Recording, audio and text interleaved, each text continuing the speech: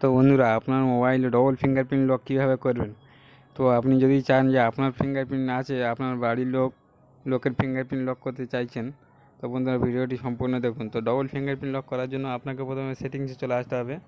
তো এই যে সেটিংসে চলে আসছি আমি। সেটিংসে চলে যাওয়ার পরে আপনি একটু নিচের দিকে চলে যাবেন। তো নিচের দিকে চলে যাওয়ার পরে আপনাদের এখানে যে অপশানটি দেখা যাবে ফিঙ্গারপ্রিন্ট ফেস পাসওয়ার্ড, তো এই অপশানটিতে ক্লিক করুন। এই অপশানটিতে ক্লিক করার পরে বন্ধুরা এখানে ফিঙ্গারপ্রিন্ট যে অপশানটি আছে এই অপশানটিতে ক্লিক করে দেবেন। তো এই ফিঙ্গারপ্রিন্ট অপশানটিতে ক্লিক করার পরে আপনার এখানে পাসওয়ার্ড চাইবে, তো আপনি পাসওয়ার্ডটি দিয়ে নেবেন। তো পাসওয়ার্ড আমি দিয়ে দিচ্ছি। তো বন্ধুরা পাসওয়ার্ড দেওয়ার পরে আপনাদের এখানে অ্যাডেড ফিঙ্গার এই যে অপশানটি আছে, বন্ধুরা এই যে অ্যাডেড ফিঙ্গার এই অপশানটিতে আছে, এই অ্যাডেড ফিঙ্গারে ক্লিক করবেন। ক্লিক করার পরে আপনাদের এখানে